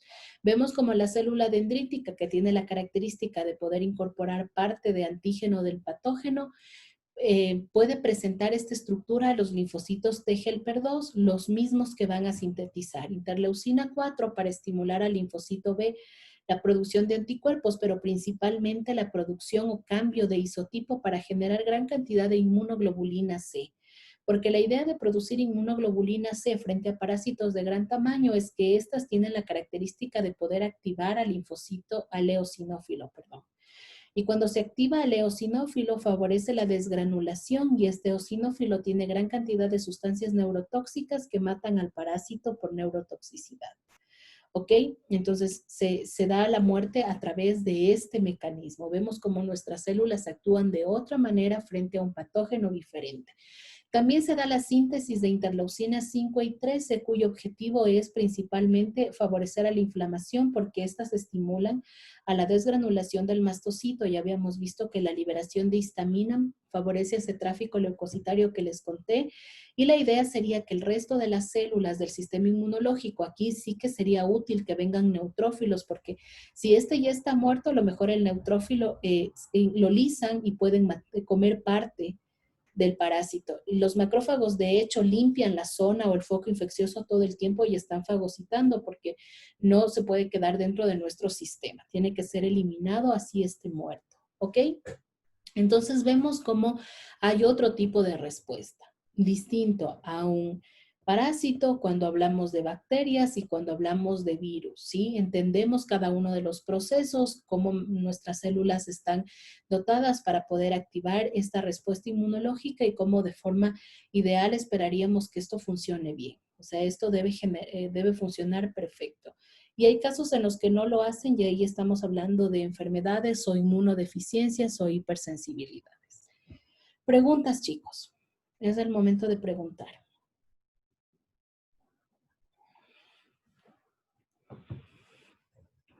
¿No? ¿Está todo claro? Entonces les pregunto yo. Si no tienen ninguna duda, puedo preguntarles yo. Si nosotros estuviésemos, a ver, con el SARS-CoV, ¿qué esperaríamos? Paola Vinuesa. Frente al SARS-CoV-2, ¿qué esperaríamos? ¿Qué célula esperaríamos que actúe de forma eficiente frente al SARS-CoV-2? Los linfocitos T. Los linfocitos T y los linfocitos NK. Ok, los linfocitos T corresponden a qué tipo de inmunidad, Tairo?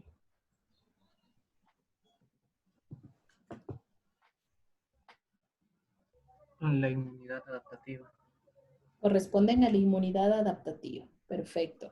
Y los linfocitos NK corresponden a una inmunidad de tipo innata. Entonces, en ese sentido, Caterine, los linfocitos T, ¿cuál sería su mecanismo de acción? ¿Nosotros qué esperaríamos que hagan frente a una célula? ¿O cómo lo hacen, cómo la matan? Mediante citotoxicidad. Ok, y eso se refiere a la liberación principalmente de perforinas y de gran enzimas. ¿Ok? Si hablamos de un tipo bacteriano, ¿qué células esperamos que se activen, Mayra? Mayra Jung.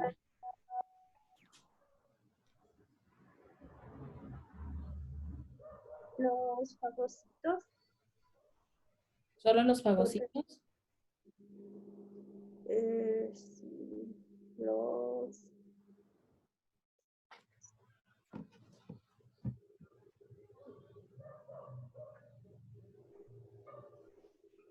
Sí, los fagocitos. Sí, pero con toda seguridad, los fagocitos esperaríamos cuando son de tipo bacteriano. ¿Y cuál es el objetivo de las moléculas de histocompatibilidad, Yair?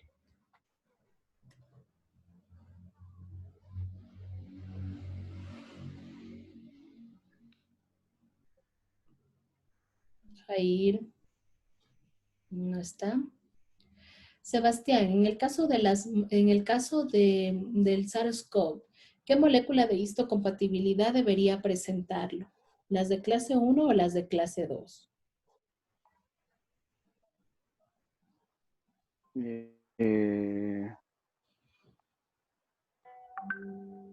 Las de Serían- clase 1. ¿Por qué? Porque son las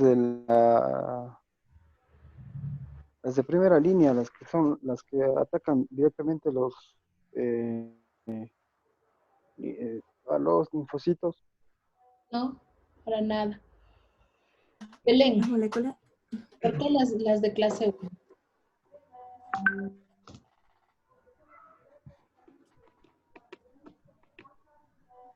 Belén, Perdón, doctora, ¿cuál fue la pregunta? ¿por qué las moléculas de histocompatibilidad de clase 1 serían las que van a presentar el SARS-CoV-2 a las células de un huésped?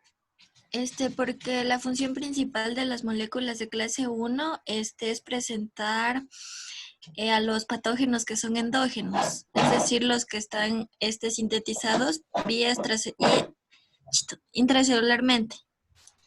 Sí, pero no a los patógenos como tal, a los péptidos, porque las moléculas no presentan a todo el patógeno. Recuerden, solo los linfocitos B tienen la característica de reconocer a un patógeno de forma nativa. Los demás lo hacen solo por péptidos. ¿Ok? Listo. Entonces, cuando hablábamos de parásitos, ya entendemos cuál sería la idea. Algo que les quería preguntar, los procesos de recombinación somática, de diversidad y de todas estas cosas que yo les había comentado, ¿en qué estructuras de proteínas se dan? ¿En dónde ocurre la recombinación? Para formar qué, Edwin. Si usted me dice la recombinación se da en tal proteína.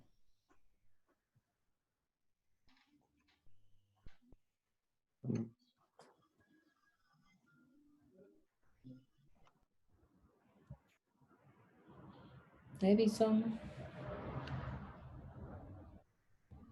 Alexandra.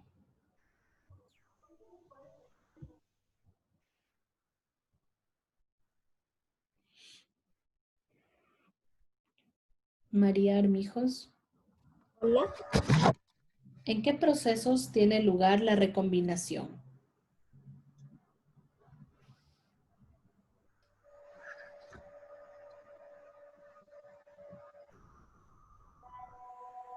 Chicos, ya lo conversamos.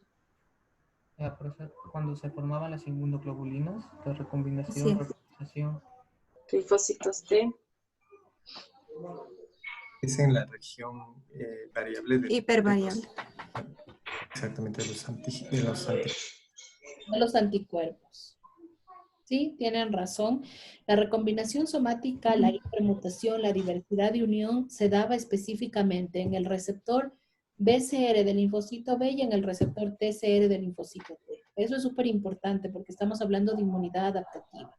Y el receptor BCR está formado por una inmunoglobulina. Por lo tanto, lo que dice Humberto tiene razón. Se necesita dar en la región hipervariable de las inmunoglobulinas. Como son parte de los receptores, entonces se produce ahí. Todas las inmunoglobulinas de nuestro sistema necesitan tener un proceso de recombinación porque todas son diferentes, todas. Ahora mismo con SARS-CoV-2, los pacientes que están siendo contagiados en su sistema se está dando gran cantidad de recombinación a nivel de sus linfocitos B para poder producir inmunoglobulinas con especificidad a ciertos epítopos del patógeno. Recuerden que una inmunoglobulina no lo reconoce todo, reconoce un epítopo, una porción particular.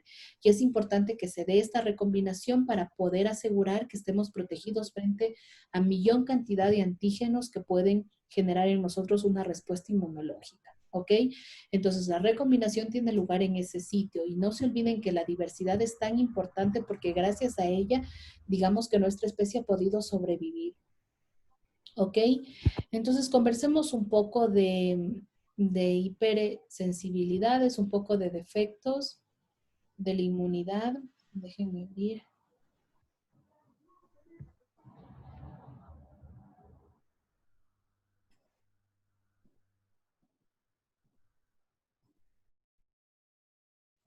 Ok, entonces lo que les contaba, lo que les estaba comentando un poco, es que hemos venido hablando en estos días que nos hemos encontrado es de cómo funciona el sistema inmunológico, es los que esperamos que funcione de forma normal, la función de cada uno de nuestras células, cómo generan competencia, cómo ganan proteínas para poder generar movimiento, en fin.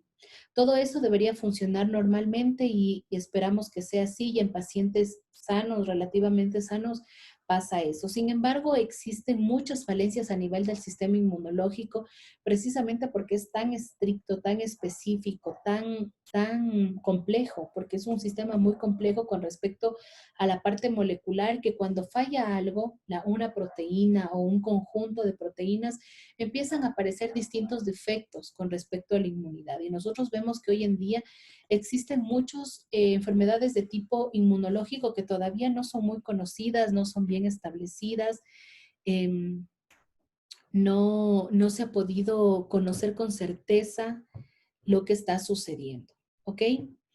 Entonces, en ese sentido, entender que cualquier fallo que se produce en el sistema que esté altamente interrelacionado va a originar una respuesta defectuosa. Sí, y lo que pasa es que el sistema inmunológico está súper conectado. Ustedes ven cómo los macrófagos actúan con las inmunoglobulinas, que son de inmunidad adaptativa, y esas a su vez presentan información a los linfocitos B, que son de inmunidad adaptativa, y todos necesitan de la interacción de citocinas. Entonces es un complejo un sistema súper correlacionado que cuando falla algo tiende a dañarse todo. Y por eso las enfermedades de tipo autoinmune son muy agresivas, ¿ok? Yo les había compartido un video, ay, no, pues, no pudieron ver el video. Ahora a ver si les muestro algo del síndrome IPEX. Ay, les compartí, pero nadie lo vio, ¿no es cierto? Es que ya no deben tener en el Canvas. Ok, entonces una inmunodeficiencia nosotros la podemos definir como cualquier alteración que se produce en el individuo que tiene como consecuencia un defecto grave o en alguna de sus funciones inmunológicas. Ok, entonces es una alteración que puede ser de dos tipos. Pueden ser alteraciones de tipo genéticas, es decir, alteraciones producidas por un defecto genético, algo que es heredado, algo que está directamente o no necesariamente heredado, pero es una falla de su información genética, o es una falla o producida una inmunodeficiencia por interacción de algo externo, por ejemplo, como en el virus del VIH. Sí, es un patógeno externo que ingresó al huésped y que genera que su sistema inmunológico no actúe de forma eficiente, no actúe de forma coordinada. Sí, en el caso de las cosas que son genéticas, pues ya está colocado en su propio ADN y entonces es distinto, pero puede ser de los dos tipos. Cuando se habla de inmunodeficiencias, generalmente existen muchos patógenos oportunistas que pueden generar infecciones asociadas a las inmunodeficiencias. ¿Sí? Y por ejemplo, estos patógenos oportunistas también direccionan un poco a entender a qué nivel se está dando la inmunodeficiencia, ¿sí?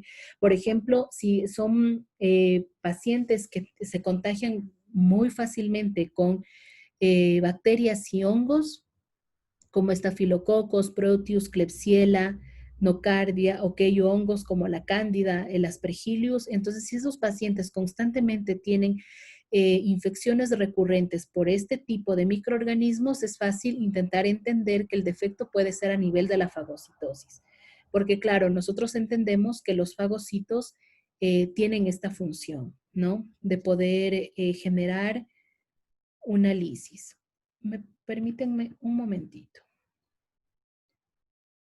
Déjenme traer mi cargador, chicos, porque se me va a apagar la computadora.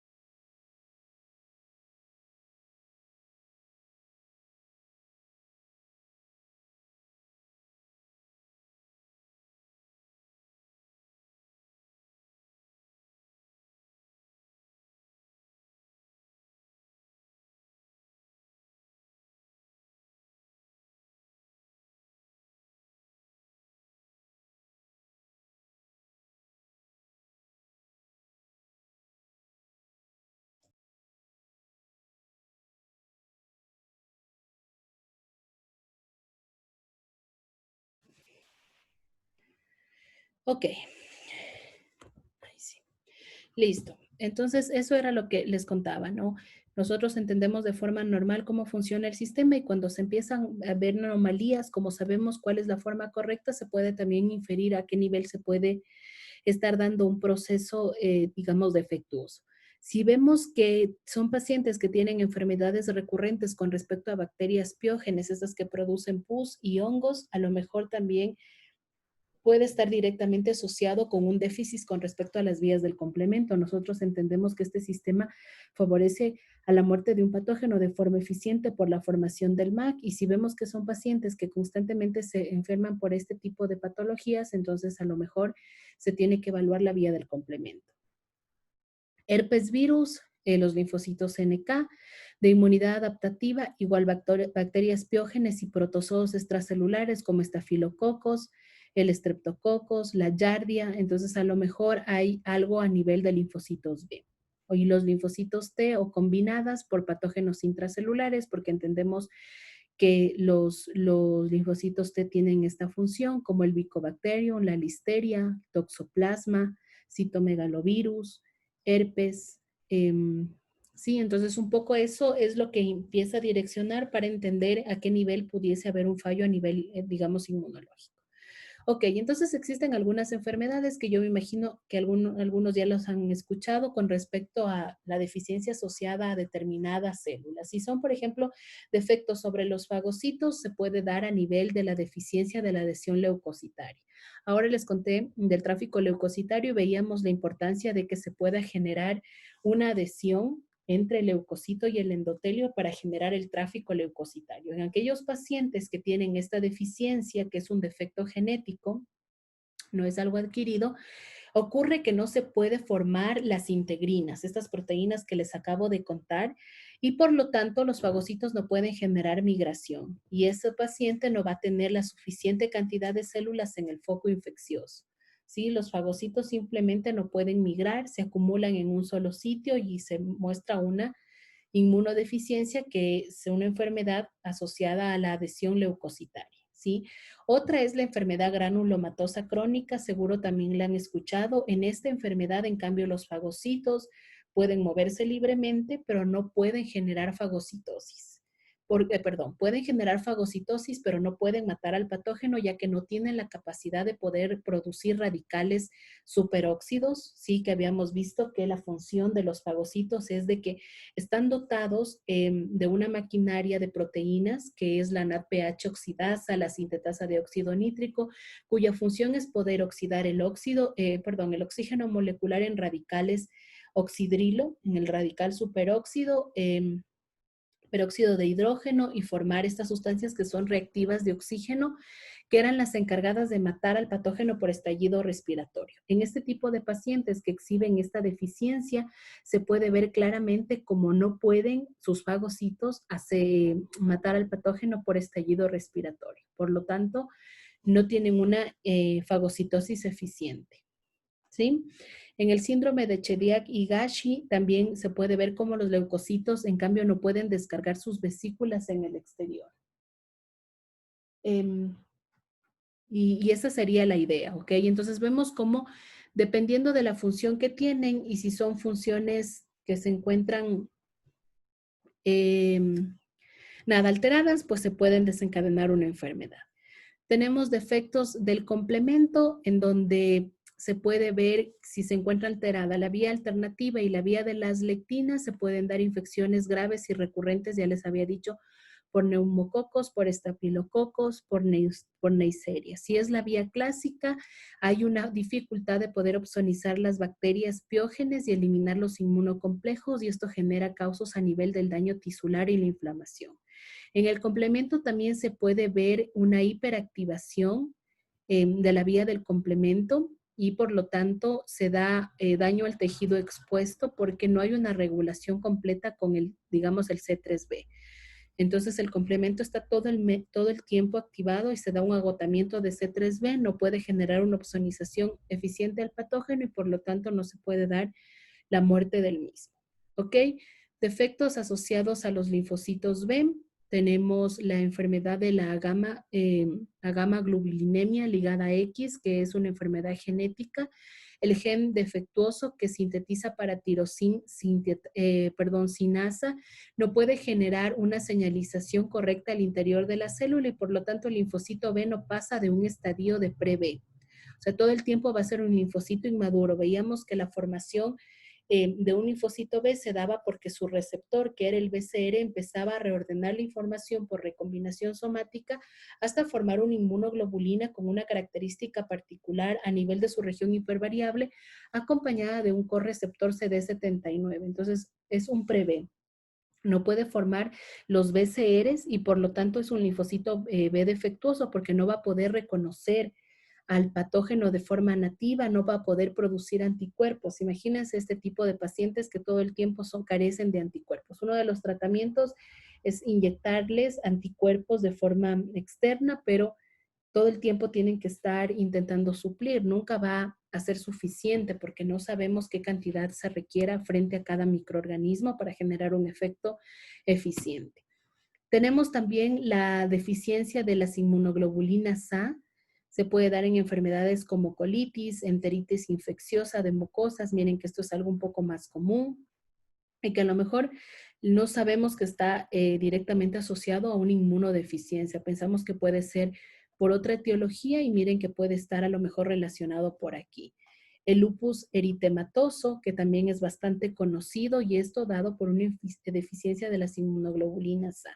La enfermedad del hiper-IgM, no sé si la han escuchado, también se habían escuchado algunos casos en donde hay mutaciones con respecto a los linfocitos T y B y no se genera un diálogo entre estos dos tipos celulares que vemos que es muy importante para poder generar un cambio de isotipo.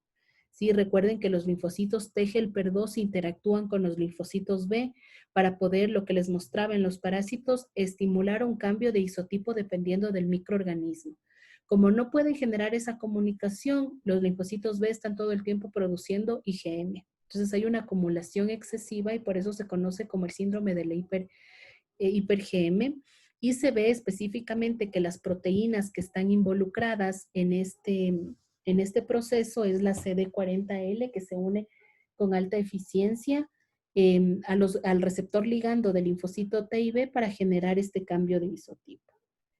Déjenme anotar algo que les quiero mostrar mañana.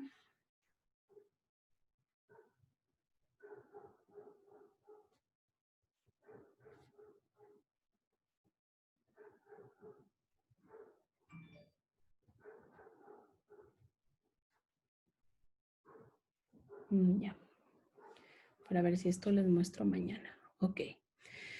Entonces, nada, en este cuadro nos indica algunos mecanismos inmunológicos con respecto a algunas inmunodeficiencias congénitas humanas, es decir, propias, no es nada que haya sido adquirido, que haya venido del exterior, y se ve principalmente la mutación en distintas proteínas. Las proteínas que están mutadas se resaltan con rojo, entonces vemos cómo puede cualquier proteína mutar. El receptor TLR, los TOL, a nivel del NADPH que habíamos dicho para generar estallido respiratorio, pueden mutar las proteínas que son encargadas de recibir la comunicación, por ejemplo, STAT1 que recibe comunicación del interferón. Si esta proteína está mutada, este macrófago nunca va a activarse porque no recibe comunicación mediada por citocinas. Lo mismo con el caso de las interleucinas, a nivel de la comunicación que veíamos TB, en donde se ve con alta eficiencia que esto favorecía la traducción de inmunoglobulinas específicas y si hay mutación a nivel de todas las proteínas, aquí está CD40 y 40L, no se pega. Una proteína, si está mutada, hay un cambio puntual, así sea de un aminoácido y como esto es por reconocimiento, la proteína simplemente no se pega y no genera la función que necesita. Y esto, miren que daña un tipo celular completo. Con que una sola proteína no se pueda unir a su ligando, linfocito B ya no produce el anticuerpo que requiere y eso es súper contraproducente con un individuo, porque los anticuerpos son importantísimos para poder establecer una respuesta inmunológica. Vemos a todo nivel, con los linfocitos T, con las RAG, las que generan recombinación. ¿Qué pasa cuando las proteínas que median el proceso de recombinación no lo pueden hacer de forma eficiente? No va a haber diversidad de unión. No va a haber diversidad, no va a haber variabilidad porque no se da la recombinación. Eso también es bastante grave. Y así hay millón de enfermedades que todavía no se puede establecer una etiología, ¿no? Es un poco difícil estudiar las proteínas. Eso es lo que anoté que les quiero mostrar mañana, cómo se hace la identificación de enfermedades de tipo inmunológico a través de este tipo de pruebas que me había quedado pendiente. Y bueno, miren, a todo nivel, a nivel de las moléculas de histocompatibilidad. Entonces, cualquiera de estas proteínas puede fallar y la mayoría del tiempo son estas las que producen y desencadenan enfermedades de tipo autoinmune. ¿Ok? Entonces, la idea de esto es que yo un poco les establezca qué es lo que sucede, pero ustedes consulten una enfermedad para el día de mañana, ¿sí? Una enfermedad asociada, sea de tipo congénito y de tipo adquirido. De hecho, me gustaría que se divida para que existan algunas congénitas y otras externas, ¿no? Adquiridas por presencia de microorganismos. Así que trabajen en los mismos grupos si les parece bien y dividamos, ahí háganlo ustedes internamente. No, déjenme ver cuántos grupos son, 2, 4, 6. 6 grupos, pueden ser 3 con enfermedades de tipo congénito. Es más, les voy a decir ahora para que no haya inconvenientes. Los chicos que trabajaron Western blot, quimioluminiscencia y cultivos para la obtención de anticuerpos monopoliclonales, por favor, traigan un artículo en donde reflejen una enfermedad, una inmunodeficiencia ocasionada por algo que es genético, congénito. ¿Ok? Y los chicos que trabajaron microscopía confocal, que trabajaron inmuno-PCR y que trabajaron la vacunación, van a traer una inmunodeficiencia que sea adquirida por presencia de un patógeno, cualquiera de estas, ¿no? Intenten buscar las más raras, las más extrañas. La idea es que cuando expongan este artículo, ustedes establezcan si es que hay un estudio de caso, porque los artículos que hablan de inmunodeficiencia siempre nos cuentan de un individuo que fue a tal centro y que presentaba tal manifestación clínica y así un poco con otras pruebas, incluso de laboratorio que ustedes realizan todo el tiempo, empiezan a direccionar y a buscar la manera de identificar la proteína que está afectada. ¿Ok? Entonces conversamos eso, esto va de lo mismo. Dejémoslo ahí. Ya son las 9, entonces conversemos eso mañana. ¿Ok? Me cuentan ustedes alguna inmunodeficiencia. Como les digo, prepárense en 10 minutos una sola persona. Los demás entienden por completo el artículo y así pueden, no sé, contestar a las preguntas que yo les tomaré como parte de su evaluación. No se olviden que ahora lo que les estuve preguntando, igual hubieron algunas personas que no me contestaron y esos son parte de su evaluación. ¿Sí? Todo el tiempo estamos intentando evaluar en ese sentido para que ustedes también estén muy pilas con las cosas que vemos. ¿Ok? ¿Sí estaban viendo la presentación? Sí. Ah, es que me salió que estaba Sí, doctora. Sí. Me salió que estaba en pausa. Pensé que estuve hablando y nunca les indiqué nada. No, sí salió. Listo, chicos. Entonces, eso, ¿ok? Nos vemos mañana con eso. Déjenme ahorita aprovechar y vuelvo a activarles el video. Les escribo. Ya les escribo a alguien para que me confirme si sí los pueden ver, porque según yo ayer ya lo hice otra vez, pero no sé qué está pasando. Y si no, pues los compartimos por el WeTrack. Pero la idea es que los tengan a su disposición hasta el día de mañana para que puedan, si quieren realizarlos para su examen del día viernes. ¿Ok? Preparen bien esos artículos, ya saben, relevantes, busquen de información científica relevante y mañana nos vemos a las 7 para tratar eso y terminar de ver las técnicas que nos permitan identificar inmunodeficiencias, ¿ok? Ya, listo chicos, cuídense mucho, nos vemos mañana, que tengan una buena noche y nada, cualquier duda me escriben al correo. Gracias.